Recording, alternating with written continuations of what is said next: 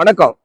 இன்னைக்கு நான் இங்க வந்திருந்த குழந்தைங்க விளையாடிட்டு இருந்தாங்க. ரொம்ப மகிழ்ச்சியா இருந்தது. அதுவும் பேரண்ட்ஸ் வந்து குழந்தைங்களை கூப்பிட்டு வந்து விட்டு அந்த குழந்தைங்களை என்கரேஜ் பண்ணிட்டு இருக்காங்க. அதை பார்க்கும்போது இந்த பதிவை நான் பண்ணணும்னு நினைக்கிறேன். இப்ப இருக்கிற நிறைய பேரண்ட்டை வந்து தன்னோட குழந்தைங்களை வந்து விளையாட விடுறது இல்ல. மண்ணுலயும் சரி இந்த மாதிரி விளையாட்டுக்களை வந்து விடுறது இல்ல. வீட்லயே எங்கேயும் போகக்கூடாதுன்னு அடிச்சு மொபைலை கையில கொடுத்து விளையாட வைக்கிறாங்க. அதுல கேம்ஸ்லாம்.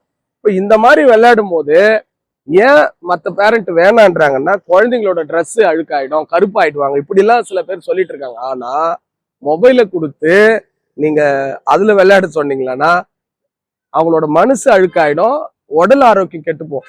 இப்படி இருந்ததுன்னா அவங்களோட அழுக்கு ட்ரெஸ்ஸை வந்து நம்ம துவைச்சிக்கலாம். மனசு கெட்டு போச்சுன்னா அழுக்காயிடுச்சுன்னா அதை வந்து ரெக்கவர் பண்றதுக்கான எந்த ஒரு சூழலும் இல்லை. இதனாலதான் பாரதியார் சொல்லியிருக்காரு, ஓடி விளையாடு பாப்பான்னு. அதை நம்ம மறந்ததுனாலதான் இன்னைக்கு எல்லா நோய்களும் பசங்களோட மனநிலையும் மாறி இருக்கு. அதனால ஓடி விளையாடு பாப்பான்றது அது ஒரு சாதாரண மெசேஜ் இல்லை. ஓடி விளையாடுனா உங்க குழந்தை வந்து ஆரோக்கியமா இருக்கும், மன ஆரோக்கியம் இல்லாம உடல் ஆரோக்கியமும் மேம்படும்ன்றதுதான் அதுல இன்டைரக்டா பாரதியார் சொன்ன விஷயமா இந்த தருணத்துல நான் பதிவு பண்றேன். நன்றி, வணக்கம்.